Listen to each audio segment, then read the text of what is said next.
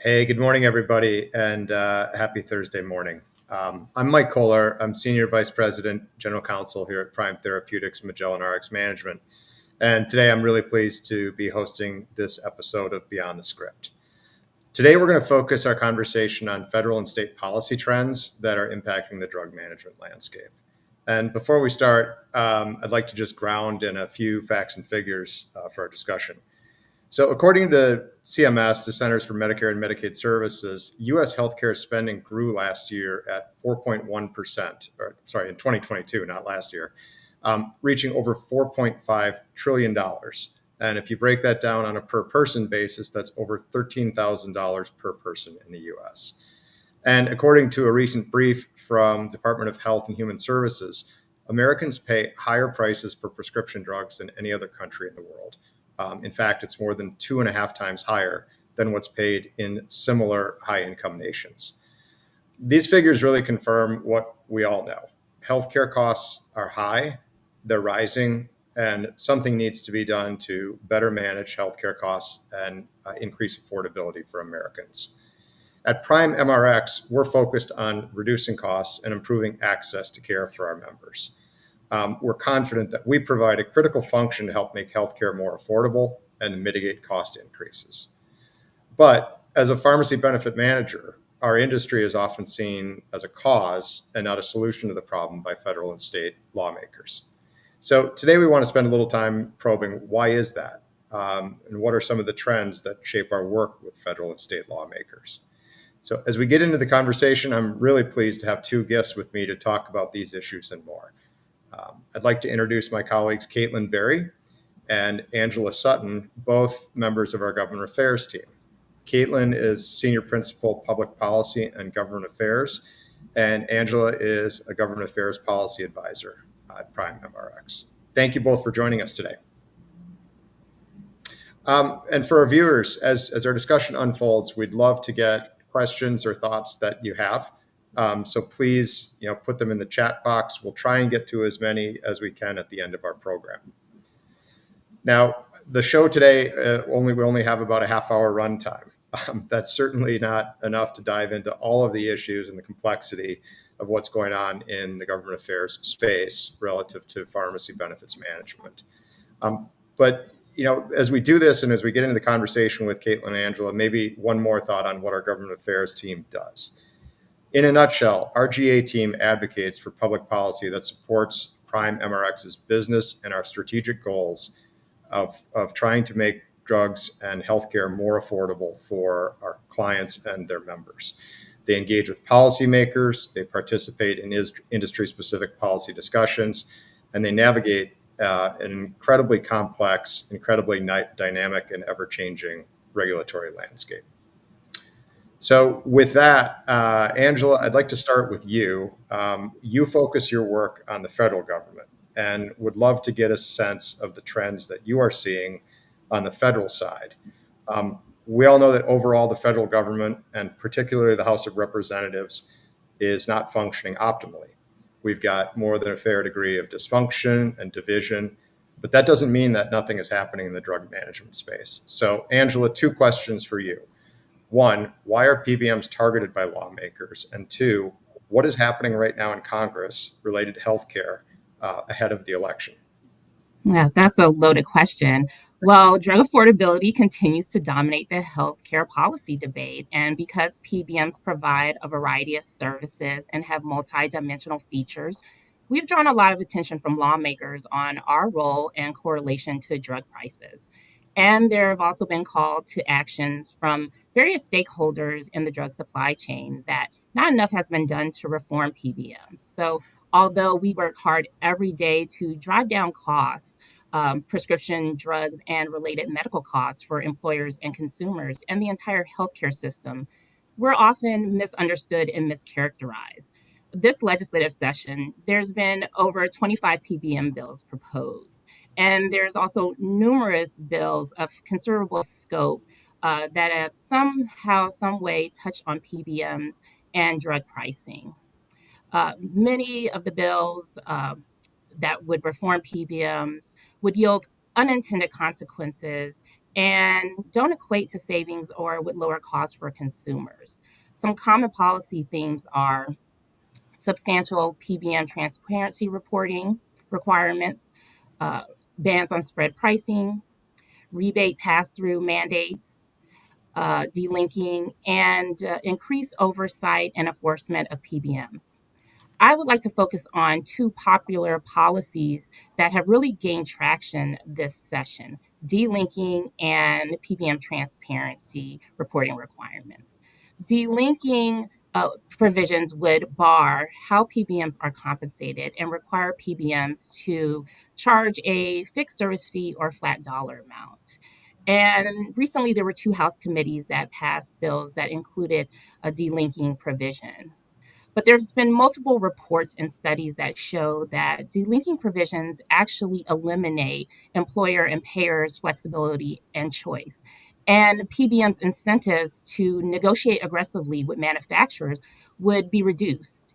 And net drug spending would actually increase while ultimately driving up costs for employers and consumers, while also increasing profits for pharma. Another policy is PBM transparency reporting requirements that only focus on PBMs while ignoring other actors in the drug supply chain.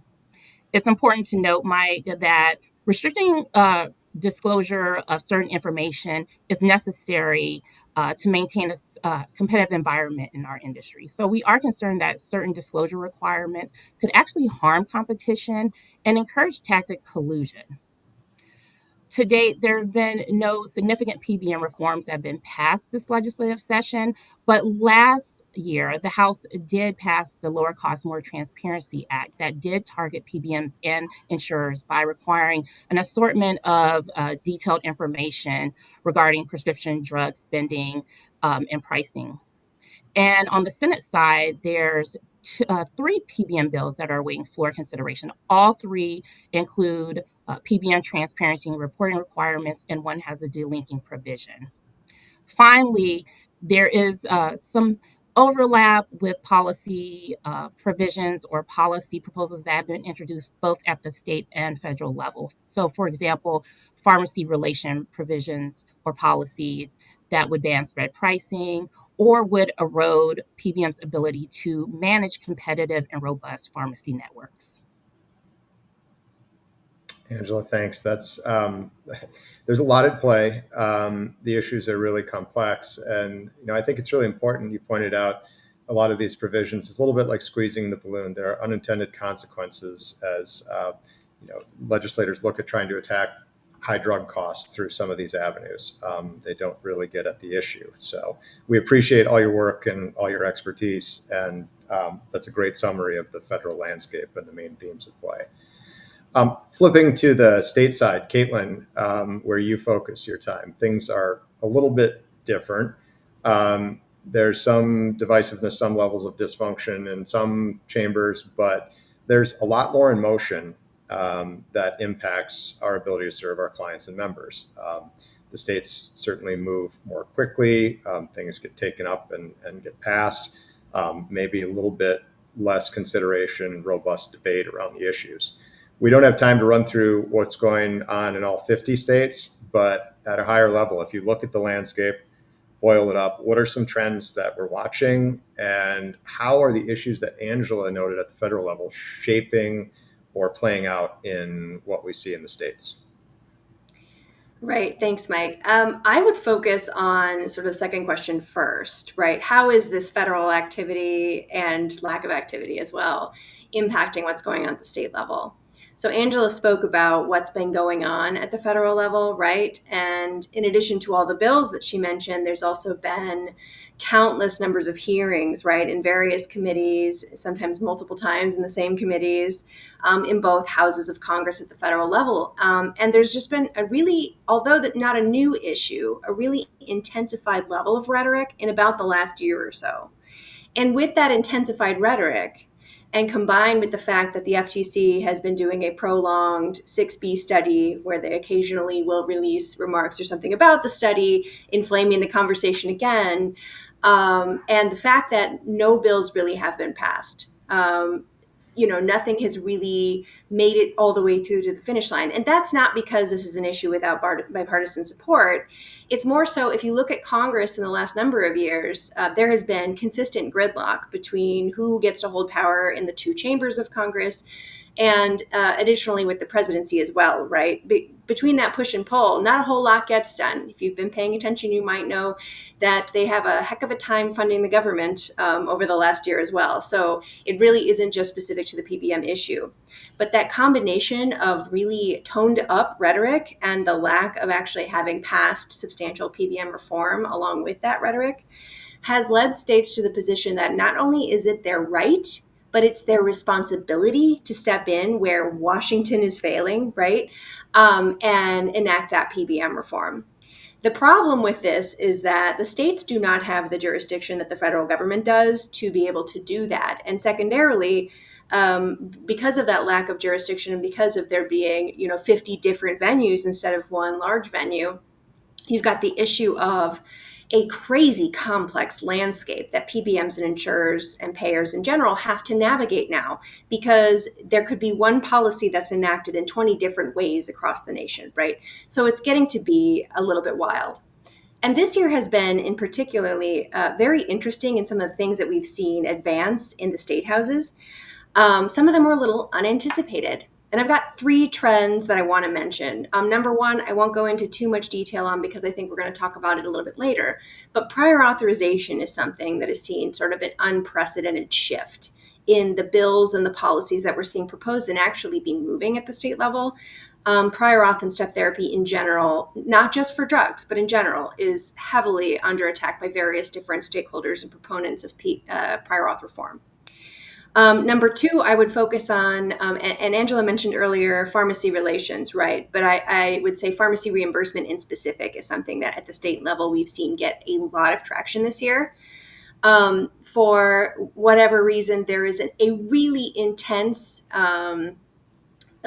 rhetoric that has really gotten embedded at the state level about the viability of the independent pharmacy, right? And various different stakeholders in the drug supply chain have pointed at PBMs as a scapegoat.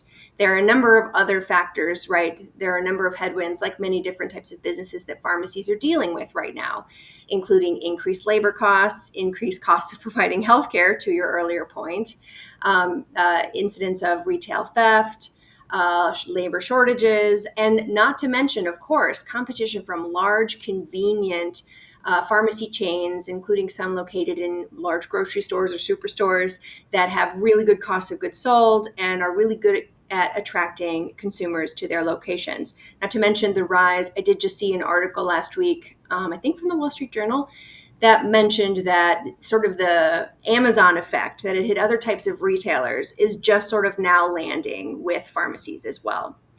And the last thing that I'll mention is there is a desire, similar to what Angela mentioned before, to regulate how PBMs can be paid for their services. Despite the fact that PBMs are a low margin industry, no matter how you slice those figures, there's a real focus on a sort of punitive idea of how can PBMs be paid. And just like at the federal level, there's a focus on making it restricted to only sort of service fees, admin fees, or some other way, which really takes away from payers' ability to look at what arrangement they want for their contract with their PBM. Because this is a very competitive space, and typically payers have their list of what they want. They go to the PBMs, and then PBMs price out that list, right? It really isn't a negotiation about what those payers want. They know what they want. But these bills would take away the payer's ability to have certain types of payment arrangements that would offer them more stability or more flexibility depending on their business needs. So those are kinds of the trends that we're seeing at the state level right now. Yeah, that's awesome, Caitlin. I want to pull on the prior auth utilization management thread a little bit, but I also want to just touch super quickly on one of the comments that you made around state jurisdiction, because that's an issue that's a little bit in play, particularly in the ERISA landscape, where you've got the Supreme Court decision in the Rutledge case, finding that states can regulate matters of plan cost sort of emboldening state action, but now you've got some uncertainty on where the lines get drawn. Do you want to comment on that just a little bit, in lieu of Mulready and other developments out there? Yeah, well, there's just so much gray area with that right now. So, to your point, what we're talking about here is self funded insurance groups, payers who are covered by the federal ERISA program and generally get to be exempt from state, bit by bit regulation and legislation, like non ERISA plans are subject to. And with Rutledge, which was really specific to pharmacy reimbursement, like sort of what I just talked about, Act 900 out of Arkansas was sort of the first bill that sought to regulate how much payers paid pharmacies directly. That Supreme Court case found that states do have the ability to set, they view this as sort of rate regulation. So, with regard to the types of bills I was just talking about, if you're an employer group, you should be quite concerned if you see legislation coming through that would impact how much pharmacies are paid, because states actually do, because of that case, have the jurisdiction to spend your dollars in that way. However, even though that case was very narrow, and we've had similar cases come through later on that were about different issues, right? The central question is what's related to plan design and what isn't, because plan design is definitely protected by ERISA.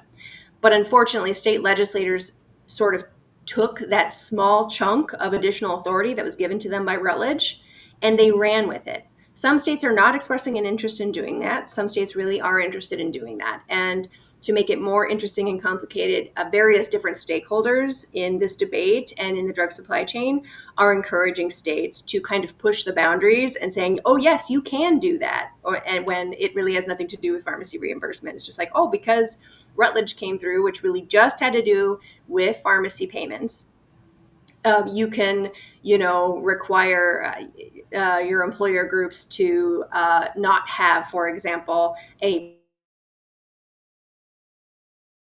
may restrict a payer from incentivizing a member to use, or an employee to use, mail order, right? Which is a policy that doesn't make sense on its face. But those are the kinds of things and the kind of gray area that we now find ourselves dealing with. All right, that's really helpful. I think it's an important trend to point out, Caitlin. So thank you for spending time on that. So then let's flip over to the utilization management. Obviously, one of the tools that pharmacy benefit managers use, that payers use to help control costs, are clinically advised utilization management controls on drug dispensing. So in our prior episode of Beyond the Script, we had David Lassner, Chief Clinical Officer, explain how PA works. Caitlin, we've seen just a large and growing amount of state level legislation on PA in recent years. So I wonder if you could just provide your assessment of what's going on and what are some of the unintended consequences of what we're seeing. Yeah, that's a really good question. So prior authorization has been a really hot topic at the state level for a while. But I would say prior to this year, various stakeholders, including PBMs, insurers, employers, and other groups, had done a good job of talking about and demonstrating the value that prior authorization has for not just payers, but patients in the health system as well. Right. We've always viewed prior authorization as a check and balance to ensure that the patient is getting the right drug at the right time for their condition. And we've had recent incidences in medical history that, some of the solutions have been viewed as prior auth. For example, the opioid epidemic. In light of that, one of President Obama era policy enacted a number of controls, including prior authorization requirements and drug utilization requirements at the point of sale for opioid medications. For example, what they call the opioid naive edit, which would not allow a person who had not previously had opioids to have longer than a 5-day supply or a 7-day supply, because we know that opioids can be addictive within 5 days. So it was always viewed as, it's not a hard stop, right? Prior authorization is some might call it a hoop you have to jump through, or really your provider has to accomplish to get you access to some drugs, right? But you have to remember and keep in context the fact that only about 10% for most people of drugs that are covered are actually subject to prior auth. The majority of the time, folks do not have to deal with prior auth at all. The other thing to keep in mind about the prevalence of prior author, Kaiser does a study every once in a while to talk about, what percentage of people have had the experience of having a prior auth denied or having to go through multiple levels of prior auth to get approval. And 81% of people in the most recent study had not had any issues with prior auth for drugs in the last year. So we've got to remember that the majority of people who are taking drugs are not experiencing prior auth at all. This is really something that is driven not so much by patients, but a lot by providers. And another reason for that, not to get too much into tangents, is that a lot of prior auths are submitted that are not necessary, because some of the tools that we have, like real-time benefit tools that will allow a provider to know if a prior auth is required, are not necessarily highly used. So that's sort of teeing this off. Now, before this year, from a prior authorization perspective, the most prevalent sort of, I would say, on the extreme end policy that we saw was called gold carding. And gold carding is a policy wherein if a provider achieves a specified level of approval for a specific drug or service in an analysis period, then for a specific period of time going forward, maybe it's 6 months, maybe it's a year, they are exempt from prior auth for that drug or service, right? It's not all drugs, not all services. It tends to be on a case-by-case basis for providers and for specific drugs and services. But gold carding, it did not see a whole lot of traction. I think it only passed in 3 to 5 states, even though it was introduced in 20 states, I think, last year. And again, part of that was because we had done such a good job of demonstrating the value of that check and balance for patients. And this year, though, I think our theory remains to be seen if this is true or not, is that the success of recent weight loss products has given pharma not only a boost to reputation in general. There was a recent article that did a survey that kind of showed that, which is really interesting, the highest approval rating for the industry in a long time. But it also seems to have fueled this prior authorization reform debate. And what we saw this year was a number of bills at the state level that would just wholesale ban prior auth or step therapy for entire categories of drugs. Typically, you're looking at mental health medications, substance use disorder medications, cancer medications, autoimmune disease, and chronic conditions. Any combination of those, we would see either bans on step therapy, bans on prior auth, or bans on both, as was the case with the bill that passed in New Mexico this year, the first of its kind to be so broad. And it's been not surprising to see the bills. It's not as though we've never seen similar bills before, but what's really been surprising is the amount of traction that these bills have been getting when they were not getting that type of traction prior to this year. Because these bills can be very costly, even though I mentioned earlier that a lot of people don't have to deal with prior authorization at all, right? It's reserved for the drugs with the highest safety risk and the highest cost. It's just a fraction of drugs that are dispensed that are subject to prior auth, but a lot of those drugs drive a lot of cost. So in Minnesota, there was a lot of negotiating over the course of the bill's life, and it did become, from its original version to the version that was just enacted by the legislature 2 weeks ago, a little bit less impactful to the drug benefit, but still somewhat impactful. It started out by banning prior auth or step therapy for cancer, mental health, and it was inclusive of drugs on the medical benefit, so infused drugs, not just retail cancer drugs. Now, since then, they carved that out. But with the original version of the bill, the estimated cost to the state was $32 million over the next biennium. Is incredibly expensive. And remember, that is really just for employees of the state of Minnesota and the Medicaid program in Minnesota. That is not at all inclusive of the commercial market, which I think is probably close to half of people in Minnesota are covered in the commercial market, if not more. So the issue with that kind of bill is that it's so costly, in addition to obviously losing that point of possible intervention to direct patients to a more clinically preferred drug. The thing I think folks don't understand, because if you're listening to this right now, you might think, well, no prior auth for cancer drugs or mental health medications. Maybe that makes sense to me. But you've got to remember the principles of insurance, right? Premiums come out and losses come in. And that's true whether it is your home insurance or your car insurance or your health insurance, right? We are all paying into a system to lessen the exposure of risk to our own health costs. And so when something happens that fundamentally changes how health insurance works and increases costs to the order of tens of millions of dollars for a state, that money is coming out of premiums. That money is raising the cost of the pool of money that these costs must come out of, and that means that on the front end, the premiums must also go up. So, the other thing to consider is that with these prior authorization policies, they are being crafted based on what the drug marketplace looks like right now. But if you think about how much has changed in the last 20 years and the likelihood of new therapies coming out that maybe won't work as well as some of the first line established therapies for some conditions, and how narrow in scope the appropriateness of some of these drugs will be for specific people. Like there'll be very, very specific pools of people they'll be appropriate for. What this market will look like in 20 years will be completely different, and these policies don't take that into account. We really do anticipate to see similar bills coming in next year, especially with the passage in New Mexico, Minnesota, and an eventual step therapy bill probably coming out of Illinois this year. We expect to continue to see that trend. Yeah, no, thank you for summarizing that. It's a significant trend, something we definitely need to watch.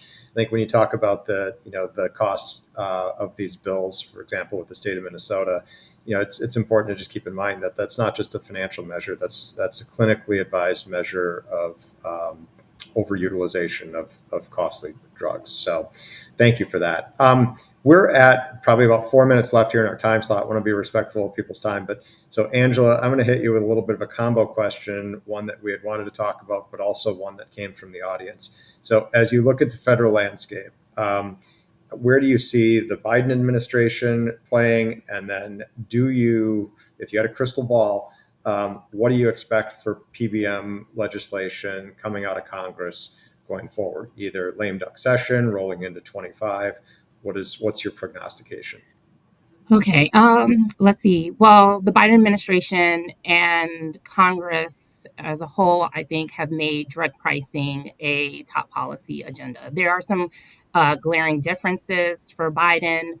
His signature legislation has been the Inflation Reduction Act, which has allowed for Medicare to negotiate drug prices, cap the total out of spending for annual out of pocket spending for Part D beneficiaries, as well as place a cap on insulin drugs. And he has repeatedly said he wants to expand those provisions. Beyond the legislative, as Caitlin mentioned, his administration has done other efforts like the FTC 6B study of PBMs.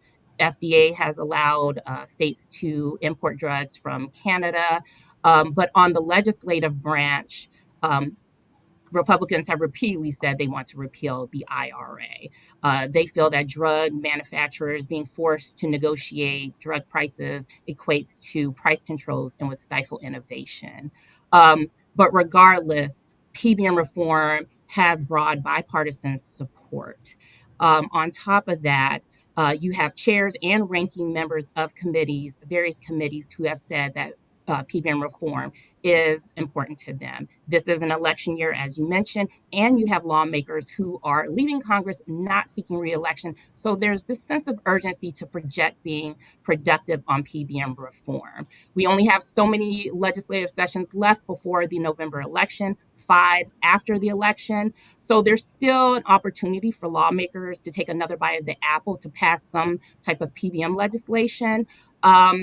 I think the outcome of the November election will also determine how productive the lame duck session is.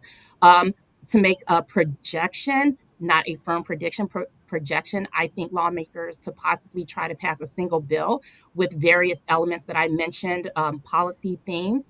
I think PBM policies that don't cost money and that could be used as a pay for are going to be more appealing to lawmakers.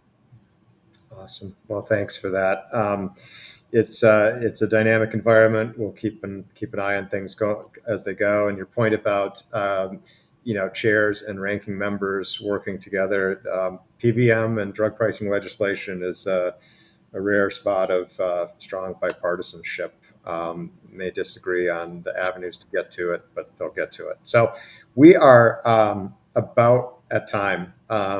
Unfortunately, we didn't have a chance to get to a couple other questions that were submitted. We thank you all for your time today and for submitting them. And huge thank you to Caitlin and Angela for sharing your expertise. There's so many facets to this discussion. We could have spent hours on this. We do intend to revisit the topic of government affairs later this year after the election. So please stay tuned for that session to come. And our next Beyond the Script episode, it will be on state government solutions, PAD advisor, which stands for Physician Administered Drugs program. That's coming up on Tuesday, June 25th from 2:30 to 3 p.m. Central. So please watch for updates on our LinkedIn feed. And thank you so much for joining us today. Take care.